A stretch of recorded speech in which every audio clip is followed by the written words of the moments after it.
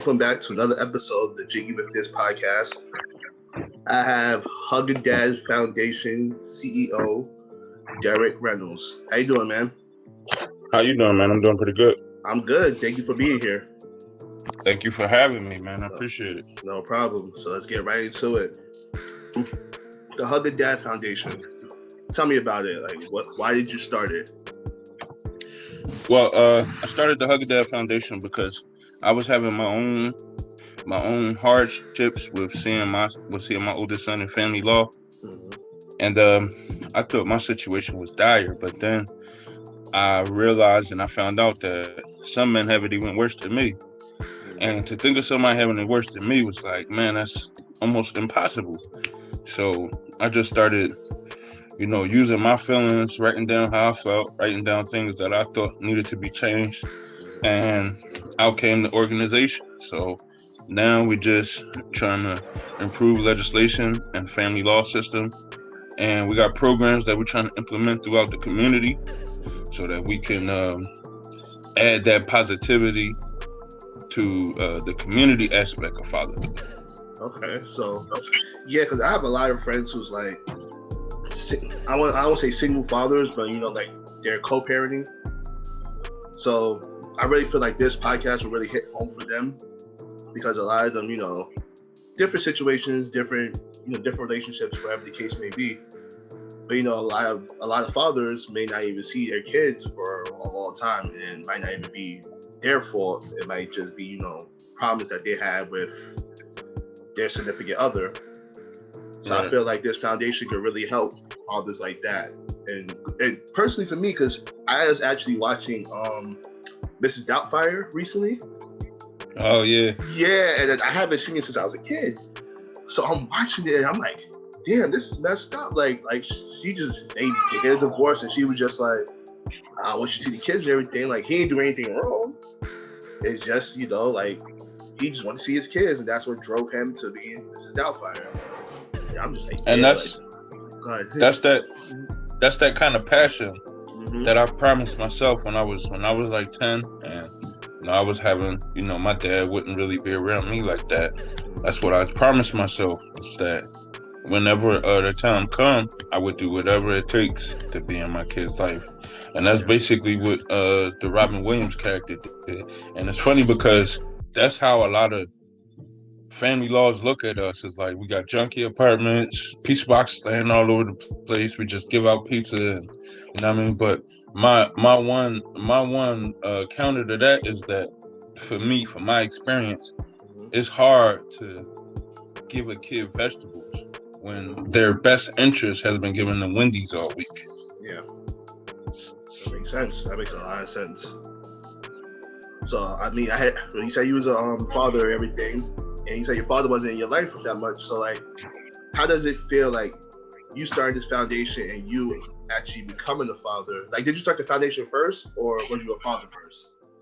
Now I was a father first. You was a father first. So what really how can I put this the right way?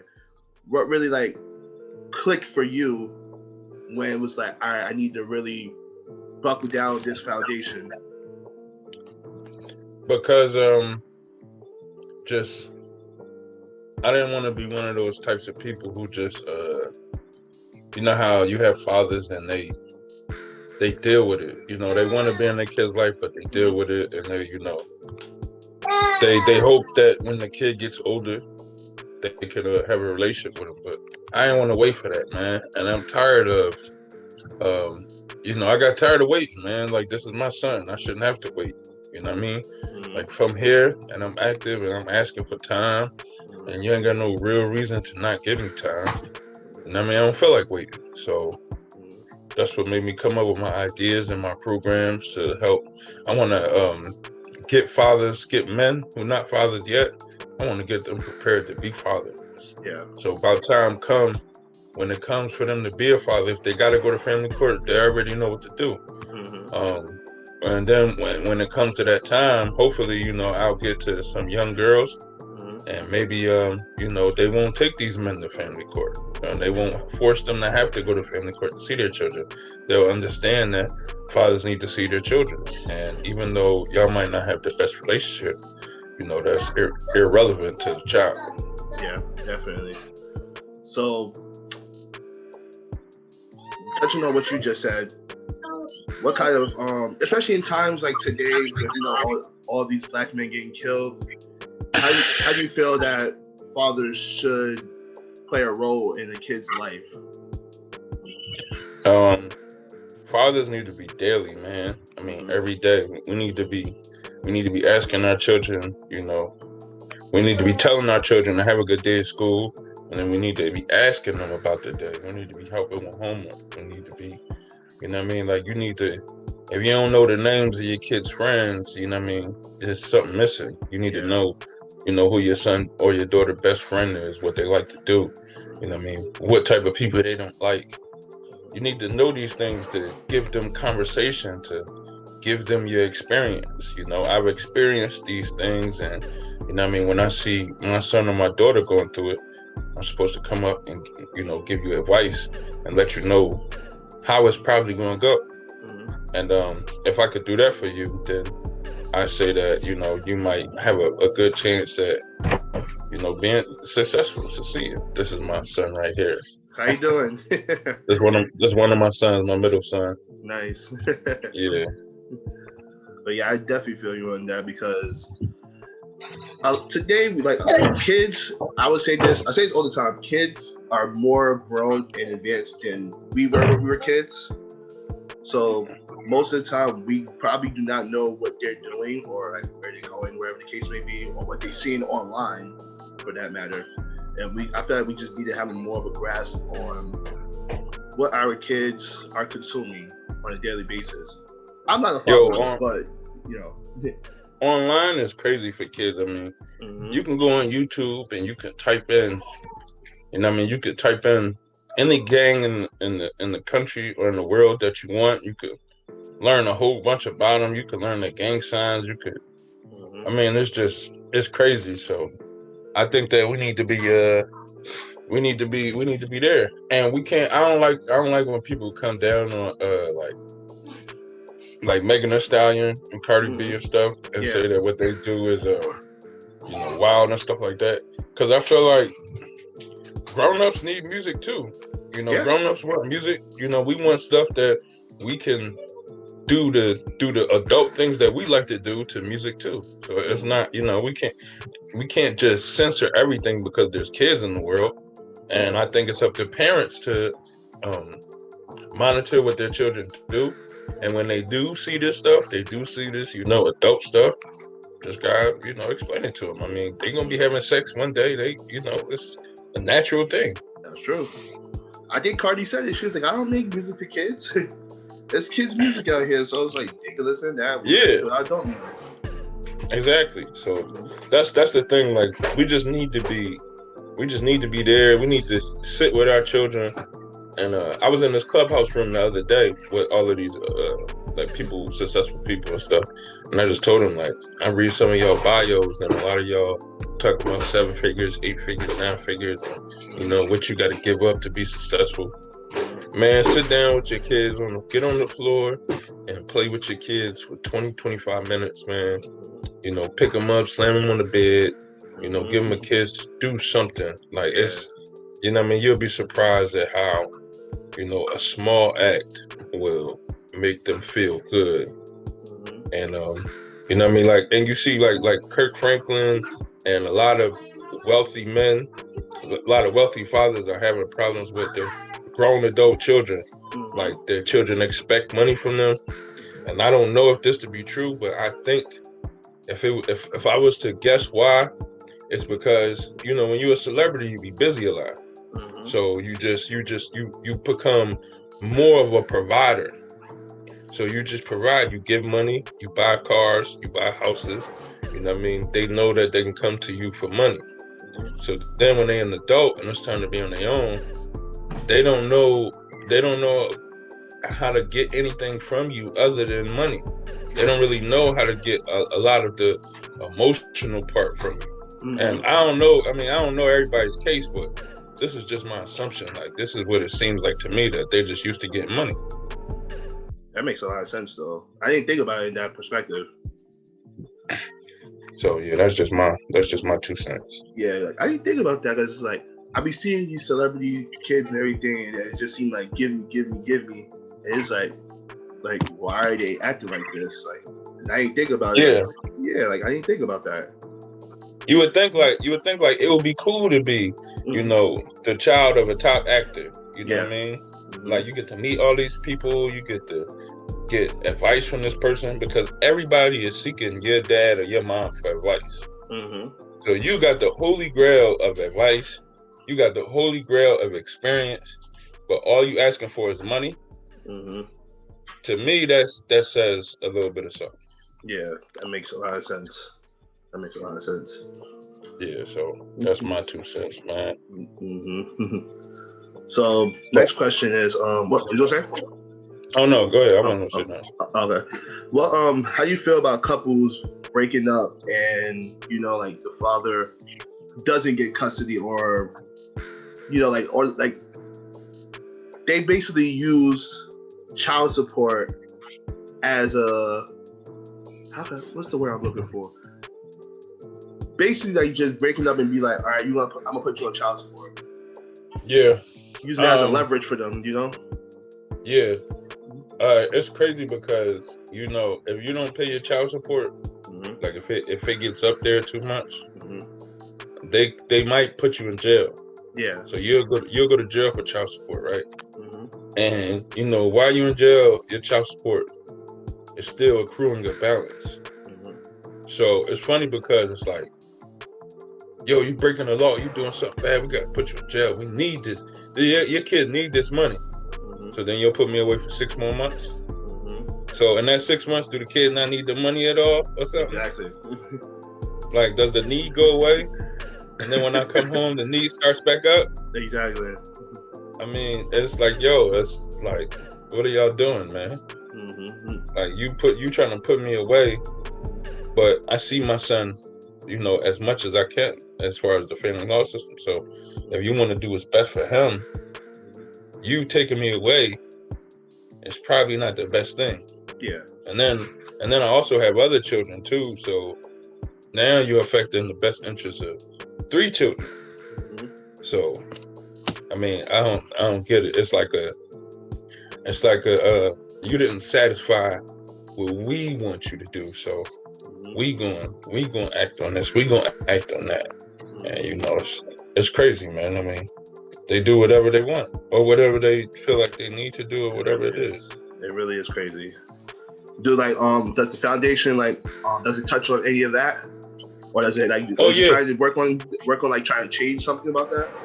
Oh yeah, definitely. We trying to change the substantial change of circumstance law. That Hmm. law says that you need to have something substantial in order to change your parenting plan. You know how most men think that we could build a consistency and then like maybe like a year of us doing good, then maybe we can go back and get more time. That's not true. Yeah. You know what I mean? Because they'll tell you that there's no substantial change, so we don't see no reason to change the parenting plan. It's not enough for you to just be asking to be a father. Hmm. You know what I mean? There got to be something there for them to feel like they making a change. Yeah. So there's that law. Then there's the best interest of child law.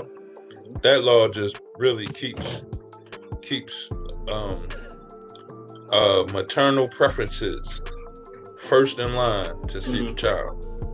And then you got like you was talking about child support. We're trying to influence legislators to see that these laws are not helping anybody except for mothers and their lawyers or whatever. So, and then one thing you didn't mention was lawyers' fees. Yeah. We come to court to see our kids, and we got to pay the mother's lawyer fees. But But you got to pay the mother's lawyer fees. sometimes you do, yeah. Wow, I didn't even know that. Like for me, I filed a motion to see my son more. So they said, well, they denied me my request, Hmm. and and the lawyer said there was no need for substantial change. So since the judge said, oh yeah, I agree, you don't get no more time, or you can't take them because I'm from Philadelphia, so I wanted to take my kids to Philly, and they like, nah, you can't do that neither.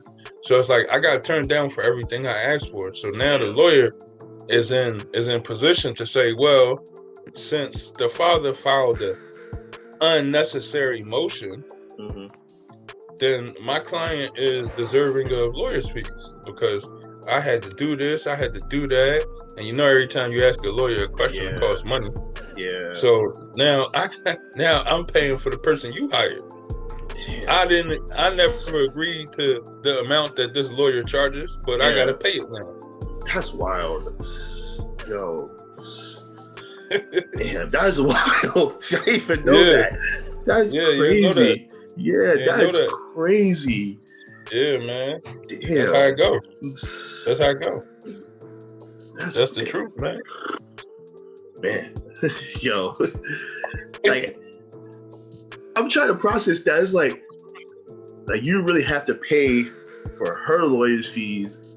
Like, you didn't ask for that lawyer anything, so you had no say in it whatsoever. Like, you don't have no say in getting your kids basically at that point, and then you don't have no say in like the lawyer fees. Like, listen.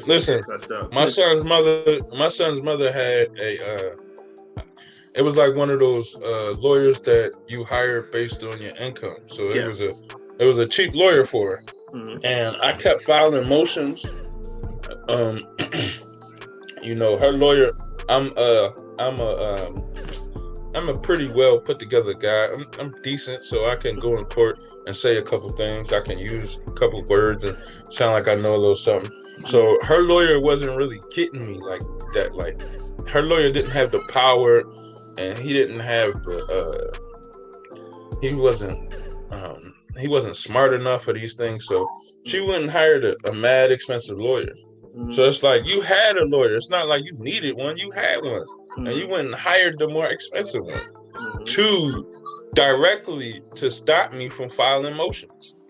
Because now I can't afford to keep filing motions if every time the judge is going to tack on lawyer's fees from your lawyer. I can't afford that. Yeah. So they know that I'm going to stop filing motions now.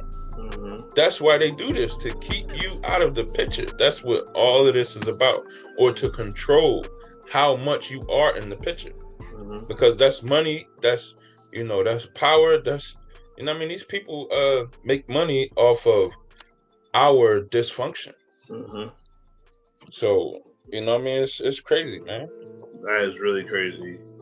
Shit, I ain't know anything about that. Like, whew. All right, so so ultimately, what's your end goal for all this? My end goal is that fathers have the opportunity to see their children. Like, we have the least access to our children, but we have the most obligation to them. If you don't pay child support, you going to jail. Not the uncle, not the grandfather, not the grandma, and they the ones who get all the time. Like, if my son's mother is at work, why are you denying me that time with my child? Who is he with? Who is she with? Yeah. You know what I mean? And how is this person better than me? Let me know how they better than me. But they won't, because they don't want you to get better. So what the Hug a Dad Foundation is trying to do is, we're just trying to give fathers the opportunity to go to court and, be ruled under judges and, be fighting against legislation or whatever that is going to be at least kind of fair to them. Like, the mother shouldn't just be able to come up and just say whatever she wants. Like, and one thing I would advise for fathers to do is, whenever you involved with your child's mother, like talking or anything, making a switch or anything you do, anything you got to do with your child's mother, do it all out in public. Because when they say that you put your hands on them or you did something, now it's not he say, she say, or I got to go with who sounds the best, which is going to be the mother. You can look at the facts. Now, if you got facts on your side, if you got facts and witnesses, it's not going to help you. Because I have an incident where I got pepper sprayed and they took my son from me on my court ordered time, and they didn't do anything for me. The only thing it did was it didn't hurt me because I had proof that I wasn't violent. Yeah. If I didn't have that proof that I wasn't violent, then it would have hurt me. So because I had proof that I was good, it just evened me out. Yeah. And that's the best you're gonna get in most cases. So we're just trying to add a little bit of fairness to the system. And we got our programs like Career Imagination is designed to show kids a way of looking at careers that you might not have thought about before. And what I want to do is I want to start a web series where I just, follow or interview certain professionals who do certain jobs. Like if I wanted to show kids like, yo, you could be a big star and you can have a real big following on if you host a podcast. So I get Jared Spence, and he'll just, we'll go through the interview and he'll show us like what he do and how he do it, how he got started, things he like about it. And then maybe that'll give kids like, oh yeah, I do got skills like as far as talking. I know how to ask people good questions. You might not have thought that you can make money doing that, but now you know that you can make money doing it, and now you start doing it. So, and then we had a haircuts event where fathers and sons come and get free haircuts. That's one of the staples events of our program. Yeah. So those are things we're doing, just having programs in the community. And then I'm also running for city council. Yeah. So we're just trying to make a change, man. That's all. I was going to ask you about that next. Yeah. So yeah, this running for city council of the 6th district, right? Wichita, Kansas. 6th district. Yeah, Wichita, Kansas. Just I wanna like, in my opinion, we got a big homeless problem. Okay. So I feel like there's no excuse for a mentally ill homeless person. Like you can see a person laying on a bench or walking the streets, and you could kind of, I guess come to your own assumptions or whatever that this person is mentally ill. Yeah. But knowing that this person is mentally ill, I don't know how you can just be okay with this person sleeping on the street, sleeping on a bench, being homeless. So I want to start a program for homeless people. I want to, we got a lot of empty, I guess you can call them empty dwellings around the city, especially in my district. So I think that we should get some, I got some groups of people who want to do some construction work, but we should also get some ex-convicts who are looking to come back into society and get them to do construction on these houses and, empty dwellings. Give them opportunity. Give him opportunity to work. You never know. He might start his own business, construction business. You don't know what's going to happen. You never know. And a lot of people come home from jail, and they come home to do really good stuff. And sometimes we look at homeless people, and we might say, "Yo, like, why is this person homeless? They did it on their own, or they look messed up, or whatever." But you don't even know for real who you looking at. Like, you could be looking at another Tyler Perry. Yeah, he was homeless. Yeah, he was homeless for a long time. You could be looking at another. What's the comedian lady name? She ready? What's her name? Tiffany Haddish. Tiffany Haddish. Yeah, she was homeless and she went through a real bad situation, and you would never know that she could be successful as hell. Just by looking at her being homeless, you'll never know that she's a successful, smart person. So that's what I'm saying. Like, we don't know who we looking at. We could be looking at a genius or somebody who just going to work, a regular job or whatever. But you don't know. Give them an opportunity. Yeah, give them opportunity. Let them run with it. That's the type of things I want to do. Like, I want to fix up my city and help people get off the street, things like that. Yeah, that's what life is all about. Just create opportunities and helping others, inspiring other people. That's how I look at it. Yeah, that's the type of stuff that I feel like would give me satisfaction, is knowing that I'm doing for good. Yeah. And like, one thing I just want to say, like, I helped this dude get back into his son's life around last Thanksgiving. And sometimes I still hear from the mother, And she told me, like, I appreciate you contacting me. I appreciate what you said. You seriously helped us out. Like, even to this day, my son and his dad are two much better people since they've been talking to each other than before. And she told me, I thought I was protecting my son from being hurt. Really, I was hurting him. Yeah. And since you talked to me, that opened my eyes, and now I've been letting them see each other, and they've been doing great. And I'm so happy. Like, she's so happy about it. Yeah. It's like, yo, like I could have, went and bought expensive Rollie or Audi, car or something like that. But that right there is like, that's for life. Like, them two being cool now, them two having a relationship. Like, now you never know how much confidence his dad is going to give him to who he might grow up to be. Yeah. Now, I mean, he could grow up to be, anybody, or his dad could, get his life, because he already got his life on track, but, continue being successful, and he could become somebody. Like, you don't never know what could happen. So that makes me feel good, because I actually did something that's in the books. Like, that's for life right there. So I'm proud of that. Definitely. You should definitely be proud about that. Definitely. Yeah. Definitely. My hopes is that people who see this episode, if they're single mothers, fathers who's away from their kids, that it brings them back together and just helps them, become a better family again. Even if it's like through co-parenting, a lot of people feel comfortable co-parenting. And it's nothing wrong with that, as long as both parents are in the child's life. I want to say one more thing, real quick. We have some politicians, like, I don't want to leave out single mothers, because, like, me personally, I love my mother. I love my mom to death. Yeah. I love my grandmother to death. I got aunts that I love to death, female cousins, what have you.